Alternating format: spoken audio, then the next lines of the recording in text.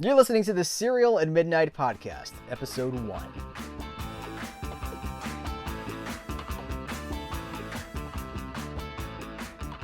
Hello and welcome to Serial at Midnight, the podcast. My name is Heath Holland, and you may know me from the Serial at Midnight YouTube channel, where for the past 6 years or so, I've been making videos about the things that I love. Movies, music, comics.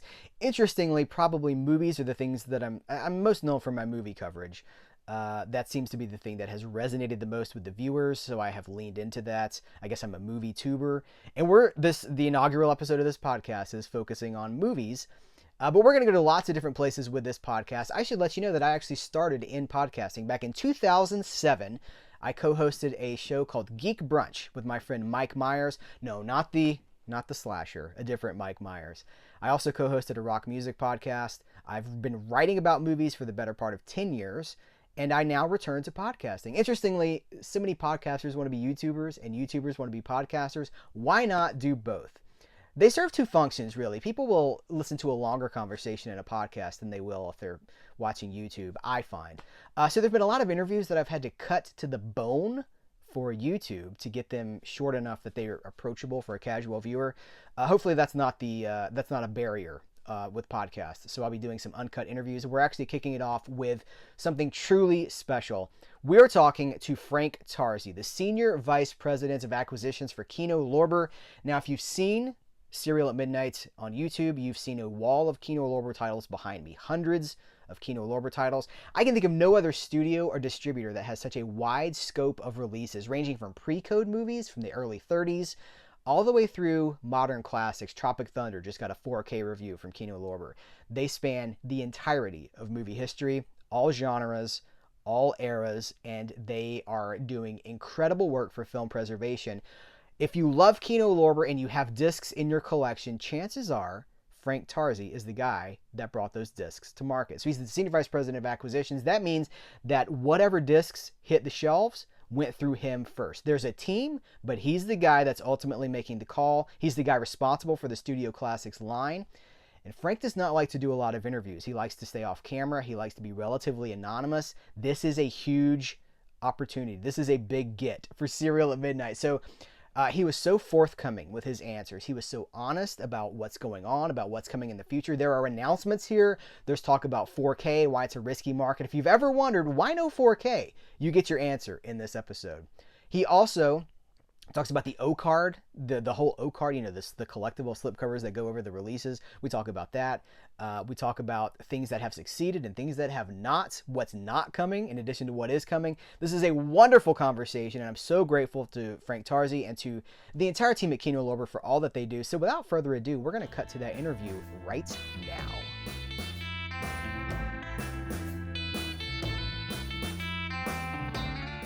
When people ask me what's my favorite decade, I always say 67 to 76 because it's the time where I feel music was the most creative, film was the most creative. I think, and there was a lot of, some of it might have had something to do with drugs and all that stuff, but I don't know. But there was something going on. There was something in the water during that period.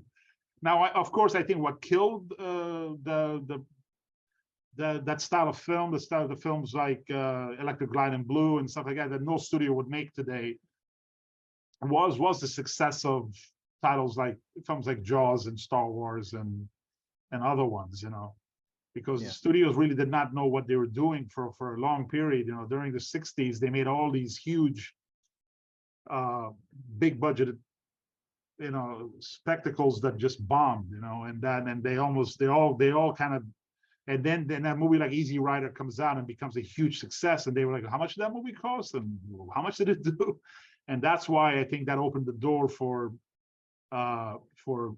filmmakers like Scorsese and Coppola and De Palma and then Friedkin and all these other great filmmakers that were from that era. So, Cimino and there's some of those guys actually had their start in the 60s, but look at Coppola's early films, they were kind of studio films, and then eventually he got, he was kind of like the godfather of those young filmmakers, because they all kind of looked up to him, Lucas, all those guys kind of looked at him as the guy that kind of like opened the door for a lot of them. So I love that Friedkin, as much as we want to put Friedkin in this box, he's also the guy that did a Sonny and Cher movie, which I believe Kino Lorber put out. Didn't Kino put out Yeah, Good yeah. Times? Yeah. He personally hates that film, but he, he says he did it. He was hired to do it, and just like Norman Jewison talks about, he started making romantic comedies, because that's those the only films they would give him at that time. He was making Rock Hudson, Doris Day, kind of comedies, and I've released a couple of those type of films too. But Friedkin, yeah, he does.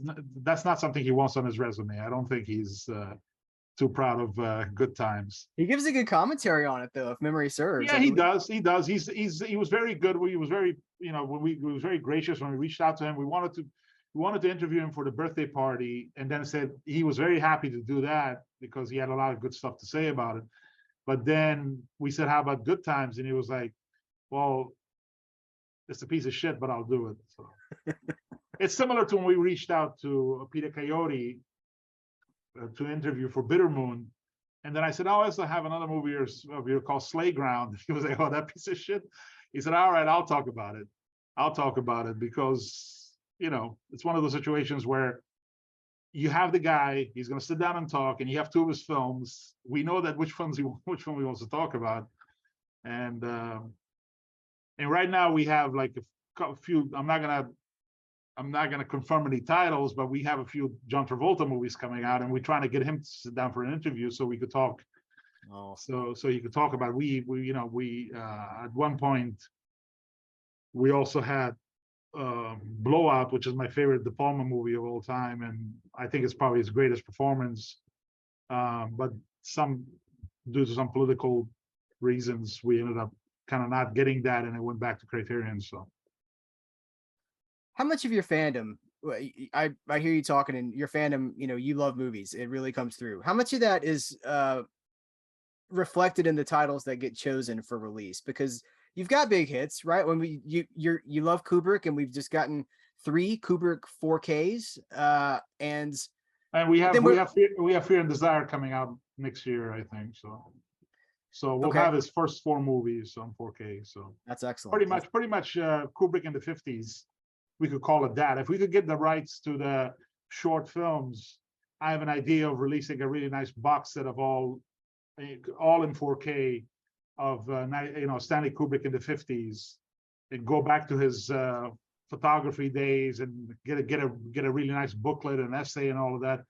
But unfortunately, the shorts are, I think some of them are with MoMA, some of them are with other people, and they're not being responsive to our requests. So what qualities make a good release for Kino Lorber? Does it have to be a big hit? Because they're not all big hits. We're talking about Good Times. The number one thing is always about sales potential. I mean, when you acquire a film, you want to make sure, if we pick up a package of 50 films, you want to make sure at least half of that or maybe even 60-70% of that are going to be very successful releases. So then that allows you to pick up smaller titles, because if it's under the same package, you're always like, okay, so movie like Silence of the Lambs and everything else and all this will allow us to release something like, something a small film noir, like My Gun Is Quick or something like that, so it's but sometimes it's also, I think you had a question that you asked me about how do I decide?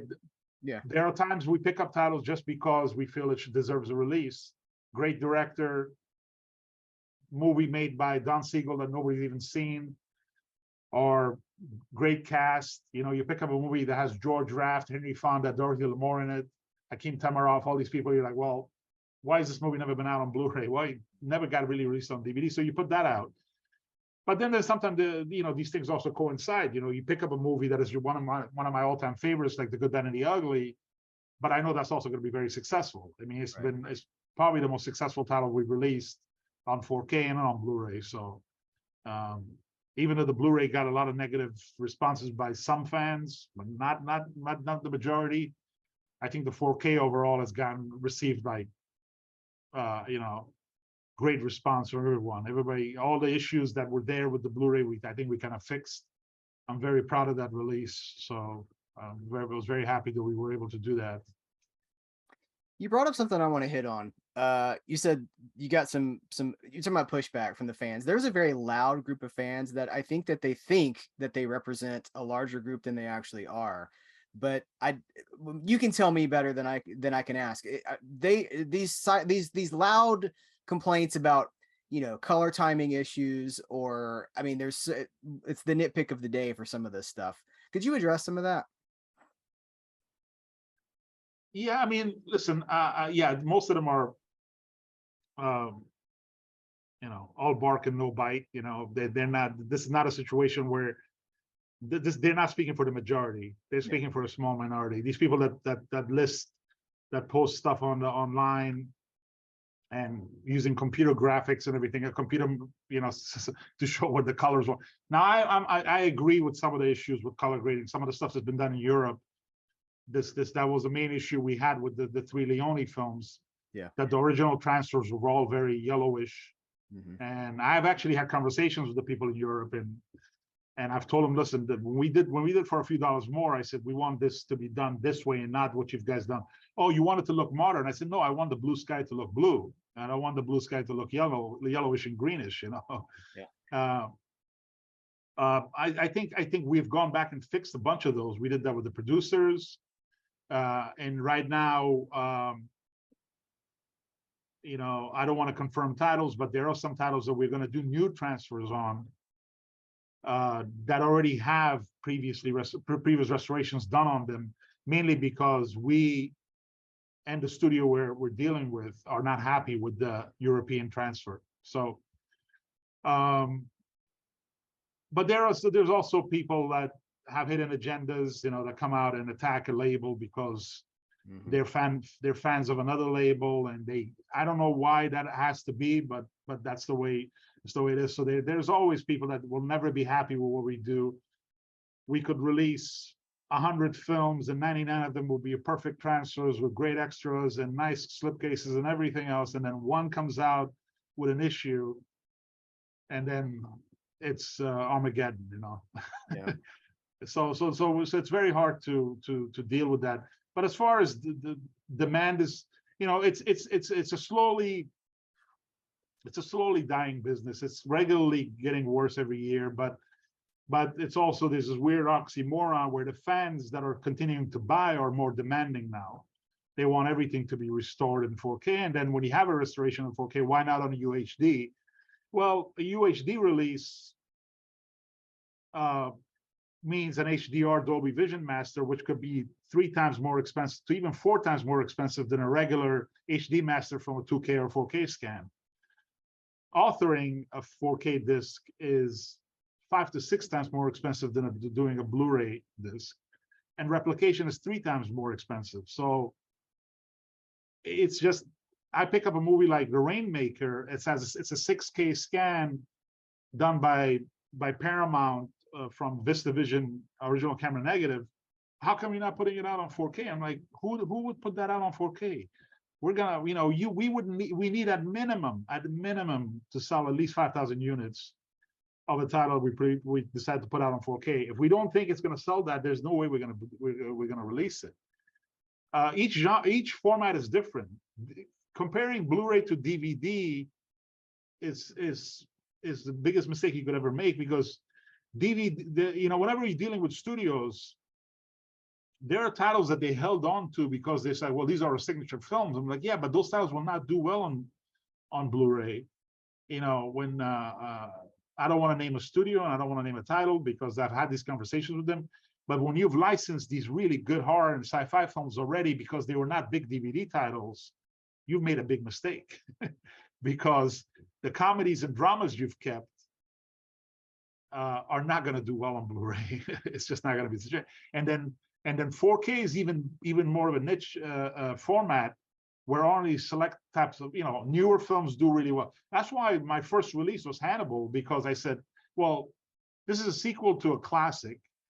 It's directed by Ridley Scott. It's beautifully shot, and it did like $200 million in the box office. So for me, let me take a chance on this to see. And then, of course, after that, we did Mad Max and other ones like Good, Bad, and the Ugly and other ones, which were no-brainers for us. I mean, we also took chances on putting out The Apartment, let's say, and or Nobody's Fool that's coming out, or The Score, which is very good. But we only did those because they've already been restored. The restoration works was already done, and all we had to worry was about the additional cost of authoring and replication. So it made the decision a lot easier when we didn't have to spend that much money, since it was sitting there in HDR and Dolby Vision. It made the decision easier to acquire those rights and put them out. I am going to confirm one title during this interview, and it's The Italian Job. The Italian Job, when we announced it, the classic Michael Caine film, we announced it on Blu-ray only. It was a 4K restoration done by the studio. But since then, we found out that most of the work towards the creation of HDR was done, and it was going to cost us $2,000 to $3,000 more to finish the delivery of the HDR and Dolby Vision. So since we were able to do that, we are going to now release it both on 4K with the second Blu-ray disc, and then also a separate Blu-ray release, since it's never been out on Blu-ray before. As you can see on a title like Escape from Alcatraz, we're not releasing a separate Blu-ray because the Paramount version is still selling on Amazon for $10. So it doesn't make sense for us to compete with them. I don't think they want us to do that. But the 4K disc includes the Blu-ray, so that would be great. So any title that's never been out before on Blu-ray, we're going to probably put out both, two separate releases. But if they're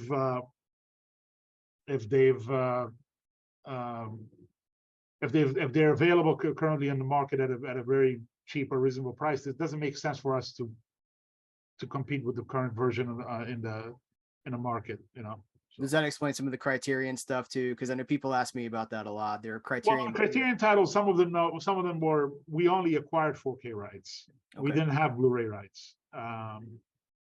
So when a title like Dress to Kill, we're going to put that out on 4K. The Blu-ray disc is just going to include the extras. The 3 Kubrick films, we put those out as 4K discs only because we really couldn't create any new extras. We tried to do some interviews. We reached out to some people, and everybody turned us down. So there was no reason for us to include a second Blu-ray disc with interviews and featurettes because there was none. So. Well, I love that 4K of The Apartment. It's one of my favorites. So thank you for making sure that got a 4K release. It's beautiful. Yeah, and then but when we put that out, and we also put out Some Like It Hot. Some Like It Hot is more of a no-brainer. It's Marilyn Monroe. It's a much bigger film. People ask us about Witness for the Prosecution. Witness for the Prosecution is a really good selling title for us on Blu-ray, and a really good selling title on DVD. I mean, huge DVD release. But I'm still not confident enough in the format to bite the bullet and put that out on 4K. I'm just going to wait a little bit longer before I decide to put something like that out on 4K. Well, let's talk about that a little bit. Same thing with like titles like Thomas Crown Affair and Long Riders and other ones that we had actually 4K rights, but we never decided to put them. We never put them out. So. Could you talk more about that? I mean, it's 4K is still a risky proposition, right? I was just talking to another, it was Bill Lustig. It was William Lustig talking about how he was very apprehensive about entering the 4K market because he didn't want to lose his shirt. And I know that there was, Hannibal, you mentioned Hannibal came out from Kino Lorber, and then it was a while before we got more. Did the market just change that fast? It was like, okay, now it's time we can move ahead a little bit more. Well, I know Bill very well. Every time he comes to New York, we have lunch or dinner. So, so he was picking my brain when I put out Hannibal. He was like, well, I'm thinking about putting out Maniac and Zombie and all these other movies. I said, listen, those are two good movies to take a chance on. I still think it's kind of risky. If I had the films, would I do them? Maybe. But I told him at that point what my next releases were. I said it was going to be like The Good, Bad, and the Ugly and Mad Max, and some major titles. And I think, depending on the label, there's a movie that I may want to not may pass on and not release on 4K, but another label may look at it and say, no, I want to take a chance on this, and they will do it. Yeah. We're all, you know, that's what makes this whole business really interesting, because we're all different minds. You know, we all have different ideas of what would work and what won't. I've been doing this for a long time, so I have a very good sense of what this industry is all about. It's regularly evolving, and if you don't change your ways, you're going to be left behind. You know, you got to regularly evolve and figure out, okay, this is not working anymore. What do I need to do? Okay, 4K is available as a format that we've tested now. We were the first label to ever put out a title on 4K. I mean, Hannibal, we did that a year or two before anybody else put any titles out on 4K. Now, I'm not counting, of course, Lionsgate and other people like that. They're major studios. I'm talking about boutique labels, you know, Criterion, us, Shout Factory, you know, other people like that. Mm-hmm. But the format is very risky. I mean, like, I pick up a title like The Train.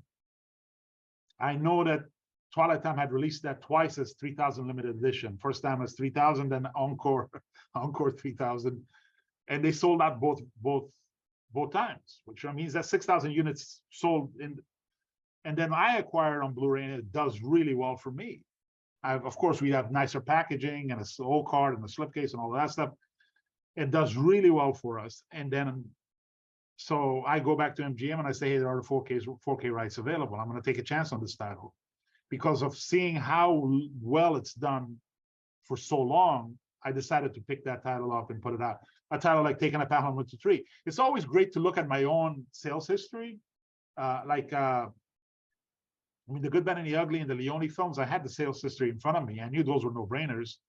A title like Taking a Path on 1 to 3, I saw what it did for me, and I know what it was available on Blu-ray for like almost a decade before direct from the studio. So it's been in the market for so long, and for it to continue to sell so well, I knew that title would do really well in 4K. So I mean, we haven't released that one yet, but it's coming soon. But you know, Revenge of the Ninja, Enter the Ninja, those films have done great, but I'm still not sure. Not sure that it's that I'm going to take a chance and put those out on 4K. Another studio may hear this interview and say, "Oh shit, let me go." They're not interested. Let me call MGM and try to get the 4K rights. They do, you know. But we're about to announce another series of action films from the 80s that's been previously released, and we're going to put them out on Blu-ray. Two of them are from 4K scans of the original camera negative, and one of them is a 2K scan of the interpositive. And when we announced that, I know there's going to be all this. Why not on UHD? You know, this has already been out on Blu-ray a bunch of times. I just don't think they're big enough films, you know. So, and I could be wrong, but that's, you know. But I don't want to toot my own horn, but I'm usually pretty good when it comes to this stuff. Judging what's going to do well and what doesn't do well. So. Well, and the consequences of being wrong about that could be pretty dire. You know, have several high-profile failures, and it could be bad news. Oh yeah. I mean, one really bad performing 4K could really hurt your business, and then you do like 3 or 4 of those in a row. Even though we got fully restored masters for titles like Nobody's Fool in the Score, I'm worried. I'm worried about those titles doing well on 4K, because I just don't think they were made for that format. You know, at least not from now. Maybe 5 years from now, when everything is cheaper, when restoration costs are down again, because everything's going, instead of going down, everything's going up. You know, mastering costs are going up, and what the prices we were paying for like 3-4 years ago, we're not paying anymore. So that's one of the things. So. You brought up O cards. We got to talk about O cards, because some people keep them, some people throw them away, some people sell them on eBay for a ridiculous amount of money. What is this? How do you market the O cards? Like who decides what gets them and what doesn't? And do they add, you know, flash to certain releases? Well, Kino Classics especially when I was gone, when I had left Kino for those 4 years, they were releasing most of their films, Metropolis, Nosferatu, all these type of titles that were coming out. They were coming out with slipcases. So they were doing that before for a long, long time. So I don't want people to get this idea that Kino is new to the O card business or slipcase business. We had been doing it for a long, long time. When I launched the Studio Classics line in 2014, I decided to stay away from O cards and slipcases. It adds to the cost. It adds to packaging, not how much it takes to it takes a week to 2 weeks longer to package a title that has a slipcase than the one that just is in an Amaray case and is shrink wrapped. So for that reason, I decided to pass on them. We included them for like the OSS films, and when I did the Mimi Van Doren collection and stuff, like anything that was kind of a series or a couple of films, we included O cards, but not always, but usually we did. But at a certain point, when I decided to do 4K, I said we're going to do O cards for all of 4K releases. So when Hannibal came out, that came out with a slipcase and got a really good response. And what happened was the biggest mistake I made personally was when we put out Good, Bad, and the Ugly, we only printed 5,000 of them with O cards. It's the best-selling 4K we released, so we should have done at least 10,000 like we've done for every other release. Almost every release outside of Spaceballs and Good, Bad, and the Ugly had 10,000 O cards, and a couple even more than that. So that Good, Bad, and the Ugly became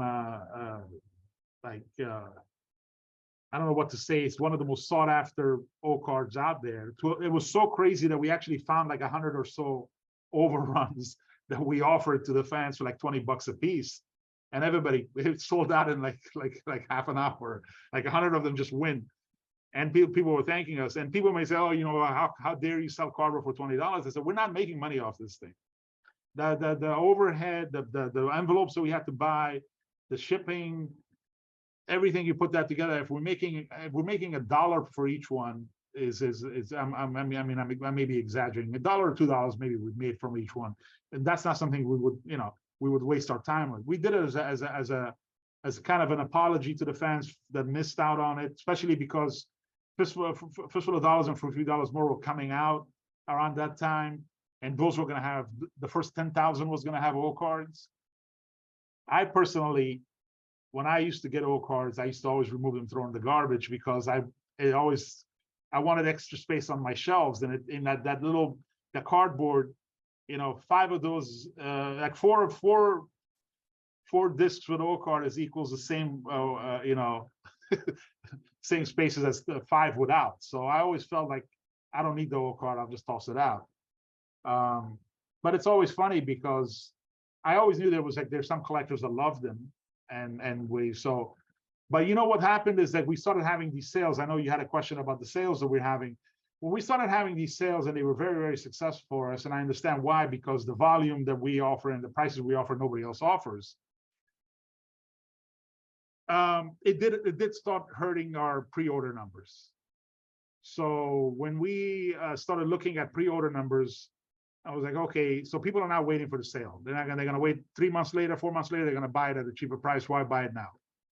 So what can we do about it? And I was just sitting there at this desk, and the light bulb went off, and I was like, slipcases. Let me put O cards on them and make them limited. The person that really wants the O card and guarantees themselves in getting it, they have to buy it on pre-order date, and it actually does help.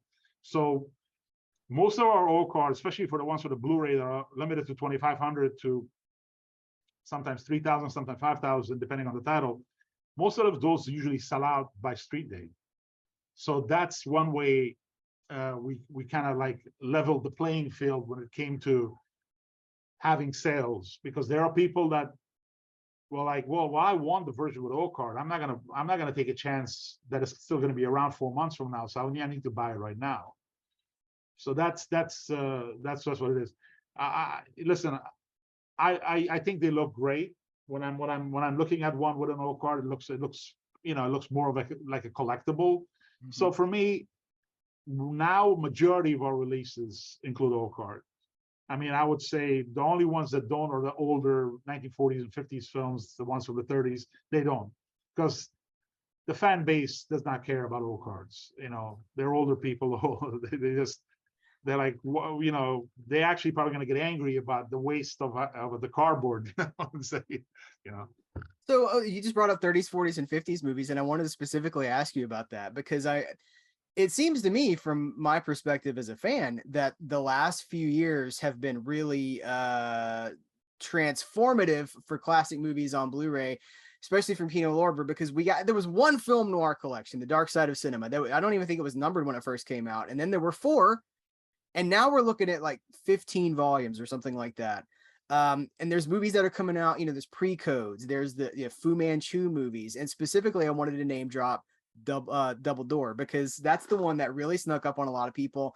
I keep recommending it to people. I was just talking to the 3D Film Archive. Bob Furmanek and Jack Theakston was talking about showing Double Door years ago, and how the audience for that, it's just people just keep discovering these movies. So I'm curious, do you find classic fandom to be growing? Is that becoming a bigger part of the pot? No, it's not. No. It's not what I wanted to hear at all. As older people pass away or stop buying discs, or they're never gonna, they're like, well, I bought VHS, I bought DVD, I'm not buying Blu-ray. So there are people that are like that. So whenever we used to mail out catalogs, we would get old timers buying Blu-rays and emailing us saying, it's not playing on my machine. And I'm like, well, do you have a Blu-ray player? And they're like, no. I'm like, well, you bought a Blu-ray, this is a Blu-ray only release, I'm sorry. But film noir has always been one of my favorite genres. I remember as a little kid, like staying up late one night and seeing Murder My Sweet on late night Channel 7 TV, and I was like, this is like the most incredible thing I've ever seen. I mean, I just could not believe how great it was, because I was, I knew about 60s and 70s films and stuff like that, and I mean, I was a little kid in the 70s, and in the 80s, I was, in the 80s is where that's when I used to go to the movies a lot and see. But I always watched films. I always watched television. I just loved cinema. It was like it's like one of those things. I remember there's very few things I remember when I was 4, but I remember when I was 4, when my parents took me to see The Love Bug. It was like a repertory release of The Love Bug. And I remember that I was small enough where I had to sit on their laps. I couldn't see from the seat. So, and I remember thinking, like, why have they hid this from me? This is like the greatest thing of all time. I mean, after that, I fell in love with cinema. So I've always loved cinema. But film noir has always been one of my favorite genres. I remember working at Kim's Video, and it's funny, I will show you that I still have this. This, I don't know if you can see this. Oh, wow. This is, I remember getting this in the mail when I was the head buyer for Kim's Video. And it was the announcement of Raw Deal, T-Man, and He Walked by Night coming out on VHS, on new masters. And this is VHS. Yeah. And I remember thinking, wow, it would be great for work for a company like that one day. And 2 years later, I'm working for them. So when I came back to Kino, we continued to release a lot of film noirs, and we were trying to do studio deals and stuff like that. But then when I went to Olive, that's when I started releasing film noirs again.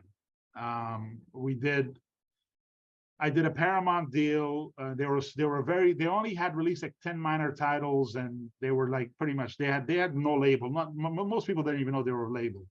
So when I got there, I said, all right, we're gonna start with studio titles. And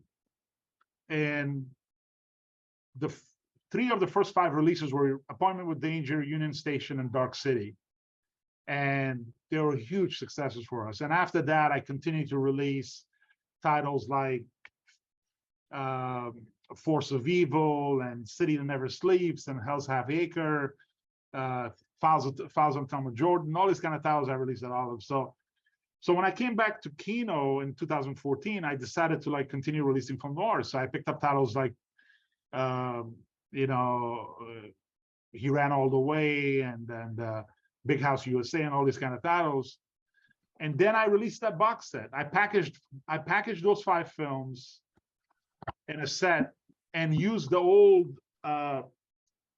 If you look at it, says the old one said The Dark Side of Hollywood. I just changed it to Dark Side of Cinema. But I used the old Kino logo to start putting out from our box sets. And the box set came out and didn't really do that well. Reason why I didn't do a second volume or third volume at that point was because it didn't. And then I realized it's because the films had already been released as standalones. So I was getting a lot of people saying, can you just sell us the slipcase? I was like, what are you talking about? How am I going to do that? And so it wasn't until we finally did a Universal deal where I had access to a lot of noir films, that minor ones that had never been out. As you could see, I mean, I still release a lot of film noirs as standalone releases, but when we pick up the smaller ones, I felt like, hey, this would be great if I put these out in a box set. So I'm going to continue doing this. I'm going to put them out. I'm going to put out volume 2 and volume 3 and volume 4. And as you said, it came out. And then volume 1 sold out, and we had lost the rights to most of the films. Mm-hmm. And then, of course, after volume 8 or 9 came out, I decided to go and reacquire the rights to those 5 films and put them out again as a re-release, so the fans could still get the first volume. Now we have 15 volumes confirmed. I have 16 one already scheduled through the new Universal deal, but I'm planning to do probably more. And one of the questions I want to have like a poll on Twitter or something like that to see if the fans really want us to repackage some of the titles that we released as standalones as additional box sets, you know, volume 18, 19, 20. I'm not saying that we're not going to do new ones. We are. But the question is, should I even go back and repackage all the really cool ones that we acquired from MGM, Paramount, Universal, you know, Fox, you know, all these other ones. So you released a couple of Western collections too. But they stopped it too, or there's only been 2 so far. Any updates on those? We're not going to do any more. Okay. I tried it. I was hoping it would do as well as the film noirs. It's not even close. And the actor sets that we did, those were not successful. Okay. Majority of those did not do well. In hindsight, I would have just released those films as standalones, because 1 or 2 of those would have done much better as a standalone than the 3 of them kind of shoved into a 1 box set. I felt like I was doing the fans a favor because we're putting out, you know, it's pretty much you're getting 3 movies for the price of 2. The SRPs for most of our Blu-rays are $24.95 or $29.95, and these box sets are $49.95. So even at two $24.95 discs equal the price of a 3-film set. So you're getting a free movie out of it. But it's weird. I think the fans did not respond to the film to the Western sets and the actor sets like they did with they did to the film noir ones. People ask me, why don't you do pre-code sets? I was like, well, the pre-code films are doing well on their own as standalones. I would rather not do that. It's been done before by studios. Let me just release the pre-code titles separately, and then you know, you mentioned like The Dark Room. There was all these films that we went after that were kind of lost films that the studios owned, and they just had never been out. Some of them had never even been released on VHS. I mean, that's how crazy it is. Some of these films that we put out, there's so many titles that I've released that the initial release was the first time on Blu-ray, and it made its home video debut. You know, it never been out even on tape. Yeah. I am going to do additional Audie Murphy sets, because the first Audie Murphy actor set actually is probably the one actor set that did really well for us. Okay. And I think it's because there's 3 Westerns, and I think he has like a fan base. So we're all going to do volume 2 and volume 3. Now, people may not be happy with the titles we selected, because there's a couple of films that we're not including, but those films need to be restored.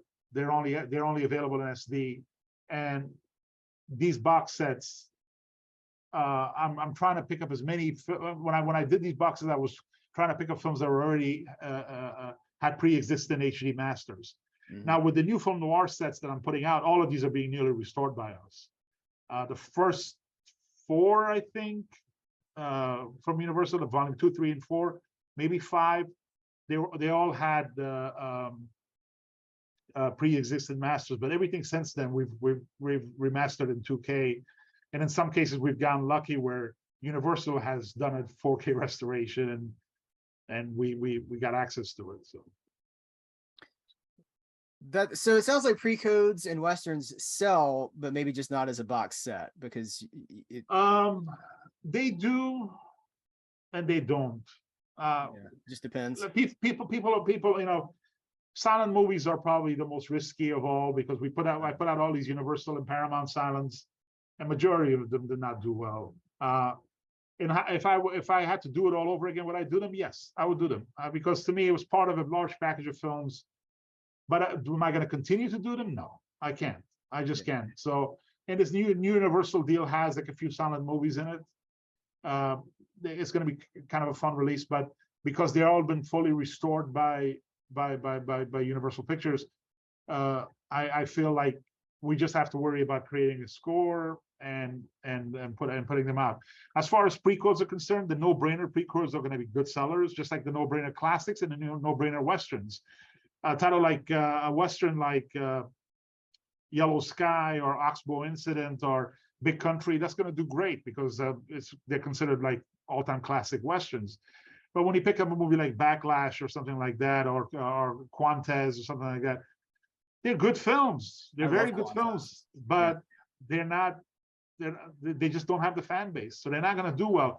And then putting them out on a box set where I'm giving a film away for free makes it even worse. So if I had put out those 6 westerns as standalones, we would have made a lot more money from them than by putting them out on sets. So that's why I put a stop to doing additional western box sets and actor sets. The one that I feel the most guilty about is that we actually called the first Deanna Durbin collection collection 1. We called it 1 because we thought we were going to do 3, but after the first one and how bad it did, we just decided. We went back and asked the studio if we could replace them with other titles. But the good news was that they actually put them out themselves. So they did put them out as standalone releases. So yeah, that's good. I'm glad that this stuff stays in print. That's my biggest concern, is us losing.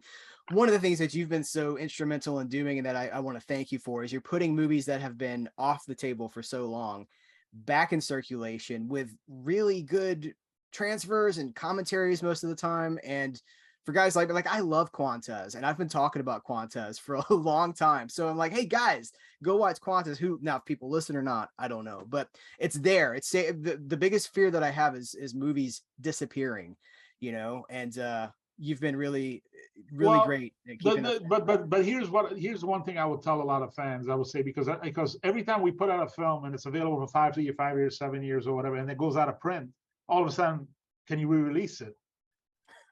Well, it wasn't selling. If it was a really good seller, I would have renewed the rights. It just wasn't selling. It just didn't sell well enough for me to pay another advance and print more copies. It's not even about printing more copies, because that doesn't cost me that much. But whenever something is renewed, a new payment is made towards what we call an MG, a money guaranteed advance. So when it's available, buy it. If you care about the movie, buy it. Don't wait until it's $60 on eBay and then ask for us to re-release it. It's just, I understand there's going to be also those cases that somebody discovers the movie at the point when it's out of print. That happens, but majority of the time it's because they're like, oh, this is something I'll buy it later, and then it goes out of print. Now it's $50 on Amazon. Now you're asking me to re-release it? No, it's just not going to happen. And in some cases, we have no option of renewing or re-releasing it. Our Disney deals expired. The first Disney deal expired. You think I want to put out Night Stalker, Night Strangler, and Trilogy of Terror, and Silkwood, and all these movies out of print? No, but they wouldn't. We were not able to renew them, so they have to go out of print because we lost the rights. This current Universal deal has some westerns in it. Again, there's a couple of westerns I picked up. I'm putting them out as standalone releases. There was like a short period where I thought about doing volume 3. Then I was like, no. Then I went back and looked at the numbers in volume 1 and volume 2 one more time to see if I had done better. I had moved up a little bit. I said, no, I just can't do it. So there's a couple of westerns coming out. I think 2 or 3. But hey, the Audie Murphy volume 2 and volume 3 are western sets. That's what they are. Excellent. I mean, the other not Audie Murphy's films that we released as standalones were, of course, the one with James Stewart, which I love that movie, Night Passage. That movie we put out as a standalone, and of course, is World War II one, which is the story of pretty much the story of Audie Murphy. Mm-hmm.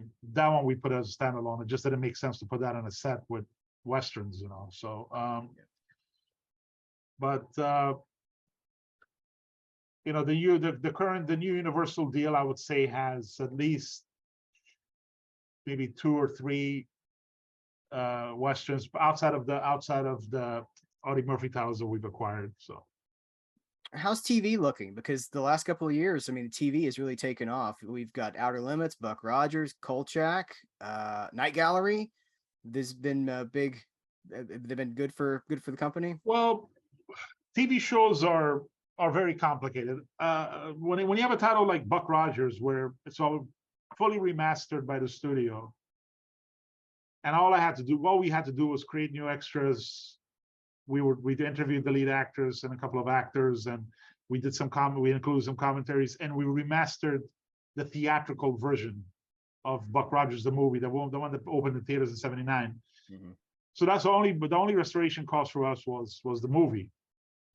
We tried to get Gil Gerard to do an interview, but his agent was asking for crazy amounts of money. It always kind of bothers me because I bet you if I got his email and I reached out to him directly, he probably would have done it. But these agents were all about getting their own little cut, and so that's what happens. So that's an easy release. That's a release. All right, we're going to pay for the transfer. We're going to do some extras and but then Outer Limits, 50 episodes, it's 49 episodes, but with the 2 alternate cut episodes, everything, it was like 51 episodes. That's like the same as remastering or restoring 25 movies. Okay, so it's a very, very expensive proposition. And the same with Kolchak with 20 episodes. That's the equivalent of 10 movies, and a Night Gallery 40 something. So that's why I've kind of stayed away from long running series. Anything that goes for 5 or 6. I'll be honest, I did ask for the Hitchcock series, but those were not available. They were not licensed in. But overall, I've tried to pick up titles, cult shows that ran a season or 2 or 3. Like Night Gallery was 3 seasons, Outer Limits was 2 seasons, and Kolchak was 1 season. I've had other shows that I've been interested in picking up, but for one reason or another, legal issues or whatever, they haven't been available to me. Sometimes because the studio doesn't want to license it, sometimes because there's legal issues. A major TV show that has been previously released on DVD cannot be licensed to us because I think 11 or 12 of the episodes is not clear. And they're not cleared for either musically or whatever, or they're just not legally clear. So they're not gonna. We could release the show, but not a complete series. And this day and age, you cannot do something like that. So I did pick up 2 new TV shows in the new Universal deal, but these are shows that they're longer running shows, but they've been remastered already. So I think the fans are going to be very happy. One of them we're going to release season by season. The other one we're going to release as 2 parts. So it's going to have like a bunch of seasons in one set, and a bunch of other seasons in a second set. I'm kind of giving away what that is by saying it that way, but I know that the detectives out there on these forums and stuff like that, they will figure out maybe what show I'm talking about. But so that's you're not gonna get it. You're not that obsessed, believe me. But I'm sure somebody will figure it out. So yes, I had to pick up 2 TV shows, but unfortunately, it wasn't. And people are asking us to pick up The Sixth Sense, which was kind of like when Night Gallery reran on syndication. They took some Sixth Sense episodes and got Rod Serling to do intros for them, and they kind of cheated people into thinking they were. So a lot of people were asking us to pick up the show. Well, Night Gallery itself has done well, but it's not a huge seller. It's done very, very well. I'm very happy we picked it up. I cannot take a chance on a show like Sixth Sense because it has really pretty much no reputation. Mm-hmm. Everybody's gonna think I'm talking about the M. Night Shyamalan movie, So there's a show that I was interested in picking up, and I may still do it later. It's a show called The Dark Room, which had like James Coburn was the host. It was done in the 80s, I think, early 80s. That's a show that if it's still available to us in the future, we'll pick it up. Okay. As we wind down here, I guess this is my one other thing. I mean, TV movies are even the TV movies. The TV movies that usually sell well are the horror and sci-fi ones. Mm-hmm. You know, The Night Stalker, Night Strangler, stuff like that. The Martian Chronicles, those are all really good sellers. The Day After is not a sci-fi horror, but that's like a major movie, so that did very well. But every other TV movie that we've taken chances of, the westerns or the dramas and stuff like that we release, and the comedies, they've done no business.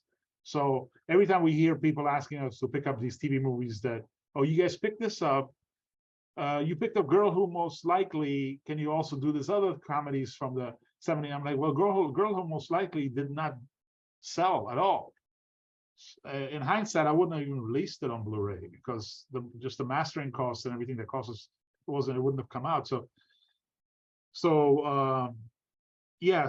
But even sometimes the horror ones, if it's a lesser known one, The House That Would Not Die had Barbara Stanwyck in it and had a really great cast. That did not sell really well. You know, it sold okay. The three that we released with Bette Davis and Olivia de Havilland, Scream, Pretty Peggy, and all that, you know, they did okay, but they were not big sellers, you know.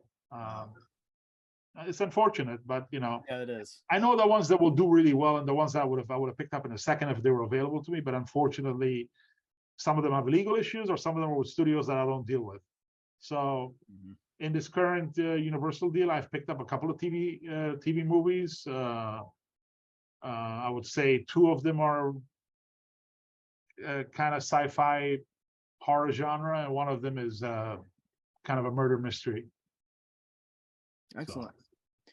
So. As we wind down, you said something earlier. You said that the business is declining, but collectors are kind of keeping it going. Do you foresee a time, like, what does the next 5 years look like? Do you think that the catalogs that you draw from are going to start to get tapped out, or do you think there's a lot more product there, you know, to sustain the next 5-10 years? Well, listen, I was warned about the home video business being on a decline in the early 2000s. So, you know, we're doing great. You know, we've been releasing stuff since I've come back. We've set records. We've done really great numbers and everything. But I know the business is not what it used to be. You have to understand that in the old days, you had Virgin Megastore, you had Tower Records, you had Borders, you had Blockbuster, you had Hollywood Video, you had places like that. Netflix bought discs. The kind of numbers you did in the past, you will never, ever do again. That's never going to happen. So what do? You evolve with the times. You figure out, all right, now it makes more sense to re-release something with new extras, new restoration, packaging, maybe in a new format like 4K, than going and picking up smaller films that you used to take chances on in the old days, but are become even more risky today. A title that I picked up, like the Republic titles I picked up in the first Kino Paramount deal, the Roy Rogers westerns and the Dakota John Wayne and stuff like that. Those titles I would not pick up today. If they were available to me, I would pass on them, because I know that even then, if they didn't do that well, now they would do even worse. The numbers that we used to do 5-6 years ago, we're not doing anymore for similar type of titles. But a re-release of a title on 4K or doing a really nice restoration of a film that's never been available before in a good version is the way to go sometimes, And I'm not saying that adding an O card and stuff like that, but I mean, I could tell you that Steel Justice is a movie that I've kind of become friends with the director, Robert Boris. He was calling me on the phone. He was telling me, come on, Frank, re-release my movie. And I said, come on, Robert, it didn't sell well. I really was in contact with him to see if he could do an interview for Electric Glide and Blue, but he was like obsessed with getting me to re-release Steel Justice. So I finally said, okay, I will put it out, but you got to promise me that you're going to get Martin Cove. And he was like, okay, I'll get Martin Cove. So we did. We added subtitles, we added a slipcase, and we added a commentary with the writer, director, and the star of the movie. It's better than the version that was available before. It's also a limited edition because I did not renew the rights. I had stopped selling it, even though I had the rights, because I was worried about even printing some more copies. But now I'm just, when this version sells out, it's going to go out of print. So you have to get creative. That's what you got to do these days. You have to get creative. When you are picking up, you make offers that you think is very fair. And if they turn it down, you don't up the offer. You just walk away and just say, okay, this is how much I felt these films were worth. I'm not going to pay more than that. So we have a very good relationship with many of the studios, but sometimes they think their films are worth more than they actually are. So you have to not say no to them. 6 months later, come back to them and make the same offer. And if they still haven't licensed to nobody, they may now accept that offer that they turned down 6 months ago. So those type of things usually happens. Yeah. Well, I appreciate your time. I appreciate you being as open with the information that you have been. I want to thank you for so much of just since your time at Kino Lorber, just in the last 5 years, more than anything, I've discovered so many movies because of the things that you've been putting out, things you've been acquiring and putting out, and it's been so wonderful. I mean, these film noir sets are wonderful, and I just want to thank you on behalf of all of us that appreciate everything that you do. It's noticed, and thank you. Well, thank you. I appreciate it. We love film. We love classics, and we try to do our best. And then we acquire. I think we take chances on films that nobody else would pick up. I mean, there's films that we've released on home video that I don't think any other label would have touched. And I think the studio would have just not released it. It was just sat there forever. So I'm happy that we were, I feel like it's like a service to the film community that we're doing. It's like getting some, and it's always great when once in a while one of those films becomes a very successful title. You pick up a movie for the love of cinema. You pick it up because you just say, all right, we're going to take a chance on this. We have these other really great titles in the package that's going to protect the lesser titles, because those are going to make so much money that even though these are going to not make money, overall it kind of evens out. Yeah.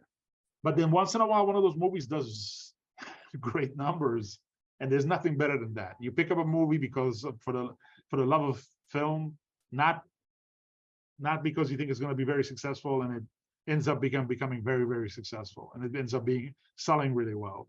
So those surprises are really, really great. They're like priceless. When I see a title that we picked up and say, wow, this is continuing to sell. Wow, this is great. And sometimes it's just somebody writes about it. Somebody writes about it, and then people start talking about it, and then people start recommending it on forums to their other friends on the forum, and then on Twitter, on Facebook, and before you know it, the film now has a reputation as being a kind of a minor classic, where 3-4 years from before, nobody would have even known that film even existed. I did a lot of that also before in my previous job at All of Films. I remember when I picked up titles like, I kind of introduced this director to a lot of people. This John H. Auer, who directed, I think he's like Eastern European. I forget where it was, Romanian or whatever.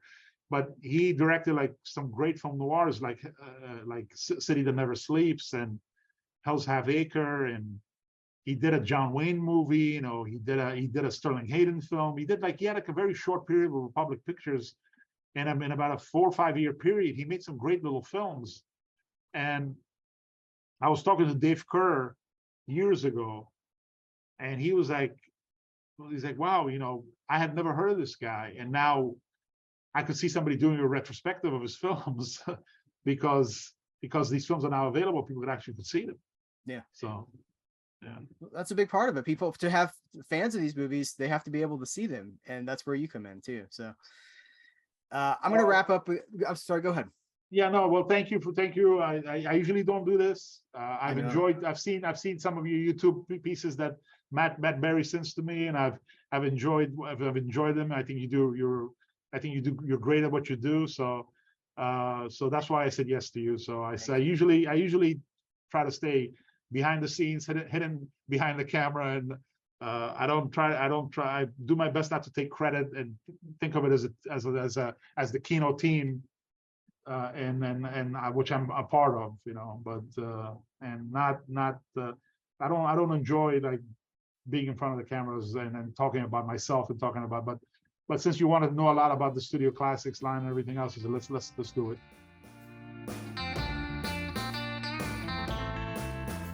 There it is. 1 hour with Frank Tarzi from Kino Lorber. This was such a real treat for me as someone who loves movies, getting this peek behind the scenes. You guys saw, right? So many forthcoming answers. So honest with what works and what doesn't work. But what comes through more than anything is the passion and the love of movies. So it gives me confidence that these titles are in good hands, not just now, but for the foreseeable future. And I hope that in a few months or 6 months, however long, I'm able to sit down and talk to him again, because this was a real honor. Guys, support this podcast. How can you support this podcast? You can subscribe. That's the best thing you can do, is to subscribe.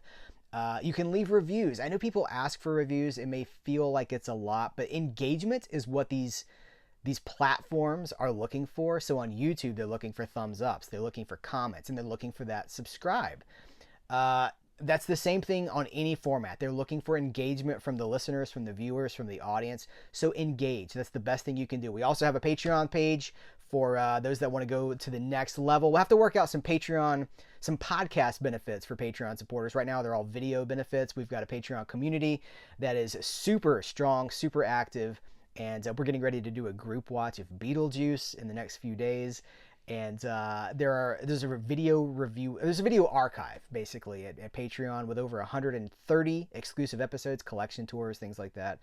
What would you like to see as Patreon exclusives? That's what I would like to know. But any support you can give this podcast, this new venture, we all know how crowded the podcastosphere is right now. So any support you could give would be much appreciated. Help us get noticed. Help us get found. Help CerealAtMidnite to continue to grow. That's going to do it for episode 1. Thank you so much. We'll see you again real soon. Till next time, I will catch you later.